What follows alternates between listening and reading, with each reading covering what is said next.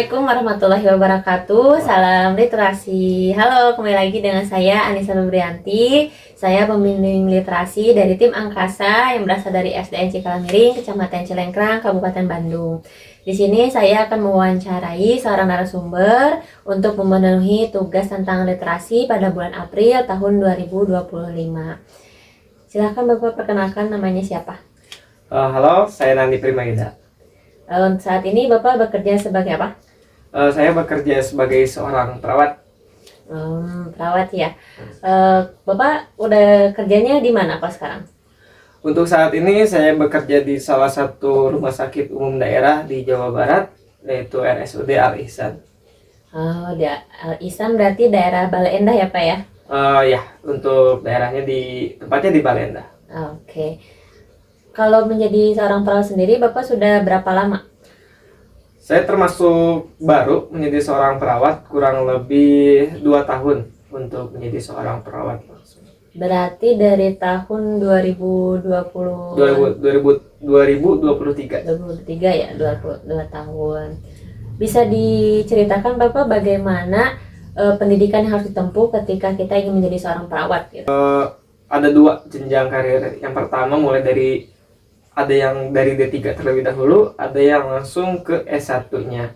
Nah, kalau saya sendiri itu langsung ke S1, yang mana saya memulai lulus SMA, lanjut ke perguruan tinggi. Nah, setelah saya menempuh sarjana keperawatan selama 4 tahun, saya mengikuti program profesi nurse selama 1 tahun. Jadi, pendidikan di keperawatan khususnya untuk saya yang sebagai nurse itu kurang lebih 5 tahun namanya untuk menjadi seorang perawat. Berarti apabila ada seorang yang ingin menjadi perawat, misalnya dia lulus SMA kemudian melanjutkan kuliah misalnya ya, entah D3 atau S1 keperawatan, kemudian kalau mau lanjut lagi bisa ngambil profesi nurse gitu ya.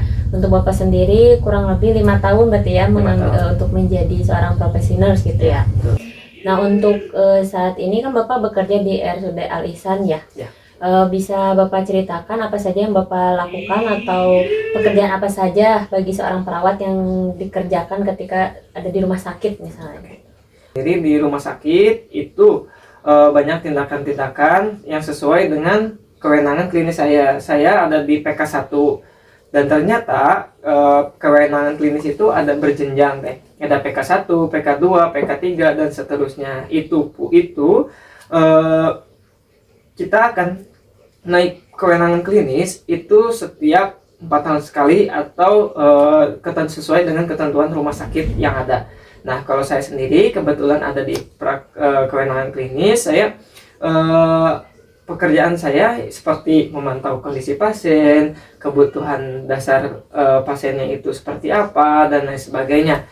Contohnya, kalau dari saya sendiri, misalnya pasien memiliki kebutuhan cairan, kayak dehidrasi, ada pasien dehidrasi, atau lain sebagainya. Saya memantau kondisi cairan tersebut. Salah satunya juga memberikan cairan. Seperti yang kita ketahui, misalnya menghitung cairan infus, kayak gitu, atau mengganti cairan infus yang dibutuhkan oleh pasien itu seperti apa. Nah, atau misalnya pasien itu memiliki penurunan dari jumlah kadar Hb-nya atau penurunan dari darahnya, maka dari itu kita menghitung sesuai dari kolaborasi dengan dokter juga, kita menghitung darah yang diperlukan untuk pasien itu. Jadi namanya transfusi darah. Kemudian kita juga berkolaborasi dengan dokter untuk memberikan terapi kepada pasien atau memberikan obat-obatan kepada pasien. Misalnya ada advice dari dokter, ada arahan dari dokter untuk memberikan obat tersebut. Kita sebagai seorang perawat juga mendapatkan mandat untuk memberikan obat-obatan tersebut atau terapi-terapi tersebut kepada pasien. Kayak gitu sih. Jadi untuk saya sendiri bekerja sebagai seorang perawat itu berfokus kepada kebutuhan dasar manusia yang sedang sakit itu sendiri, khususnya di rumah sakit ya. Misalnya dia membutuhkan cairan, karena kekurangan cairan kita fokus untuk mengganti cairan pasien tersebut, atau pasiennya sesak misalnya, kita fokus untuk menjaga kondisi tubuh pasien agar tidak sesak lagi kayak gimana. Kayak gitu sih. Jadi sebenarnya kalau dirincikan lagi banyak apa yang dikerjakan sebagai seorang perawat gitu. Berarti tadi kan disebutkan kalau kewenangan untuk menjadi seorang perawat ada tahapannya Ya. gitu ya. Misalnya PK1 kewenangannya melakukan ini. Ya. Nanti ada tingkatan lagi PK2 bisa melakukan apa saja, Ya, nanti PK3 betul. melakukan apa saja Betul. seperti itu. Betul. Betul. Nah, kalau gitu bagaimana Bapak termotivasi dari SMA itu udah ingin menjadi seorang perawat gitu, masuk kuliah keperawatan dan bekerja seorang perawat gitu. Oke. Kenapa saya termotivasi menjadi seorang perawat? Pertama, kalau boleh, sebenarnya saya bingung awalnya untuk meneruskan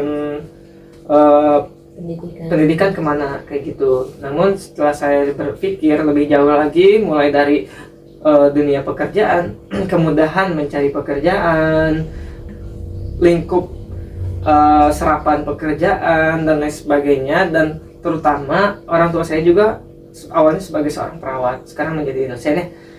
Saya termotivasi oleh orang tua saya menjadi seorang perawat itu seperti apa, dan akhirnya saya memutuskan untuk menjadi seorang perawat. Saya berkuliah di keperawatan, memfokuskan diri, dan akhirnya sekarang alhamdulillah udah lulus dan jadi seorang perawat kayak gitu. Berarti selain tadi Bapak mencari faktor lingkungan juga, juga ada motivasi karena melihat ayah atau keluarga yang sebelumnya menjadi seorang perawat gitu ya. Oke. Untuk seorang perawat sendiri kan itu bekerja di rumah sakit dan menangani banyak pasien gitu ya. Sejauh ini keadaan darurat seperti apa yang pernah Bapak alami gitu yang sangat kompleks? Kalau pasien kondisi gawat darurat sih cukup sering ya, yang mana kita kan nggak tahu pasien sudah dirawat sedemikian rupa tiba-tiba jelek misalnya, atau tiba-tiba ngedrop kondisinya, dan kita harus melakukan penanganan terhadap pasien itu sendiri. Misalnya kasus-kasus kecelakaan atau kasus-kasus kegawatan.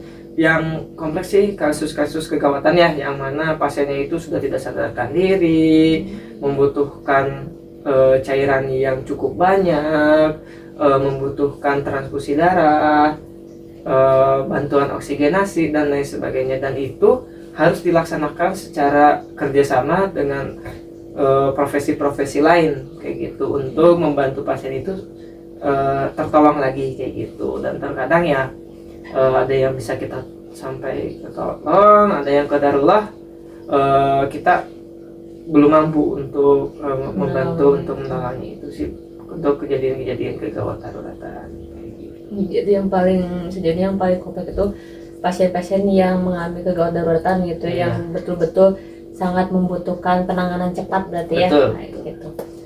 Untuk di rumah sakit sendiri kan banyak sekali ruangan dan stase-stasenya gitu ya. Nah, untuk saat ini Bapak berada di stase apa atau di ruangan apa gitu? Kalau saya sekarang lagi di ruangan rawat inap penyakit dalam dewasa kayak gitu. Medikal bedah kalau dalam bahasa medisnya.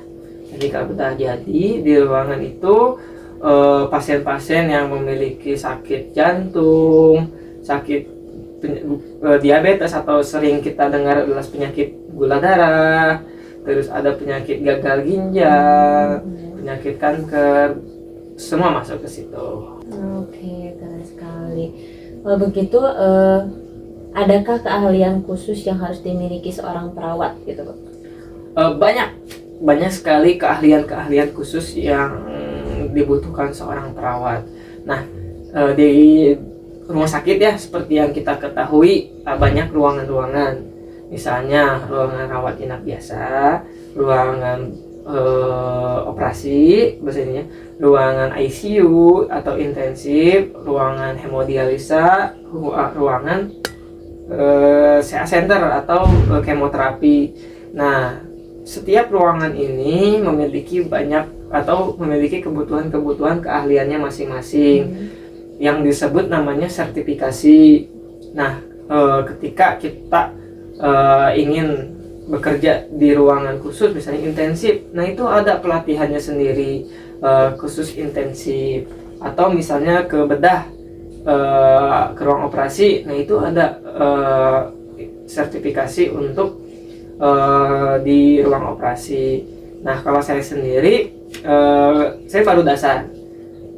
Nama sertifikasinya bantuan Basic Trauma Life Support atau Basic Trauma Cardiac Life Support atau BPCLS.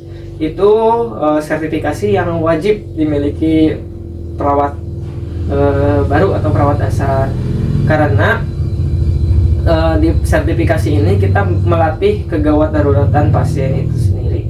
Nah, terus banyak lagi sih keahlian-keahlian wajib yang harus dimiliki oleh perawat atau keahlian-keahlian kekhususan kayak gitu. Ada juga yang perawat khusus perawatan luka, perawat lain-lain kayak gitu.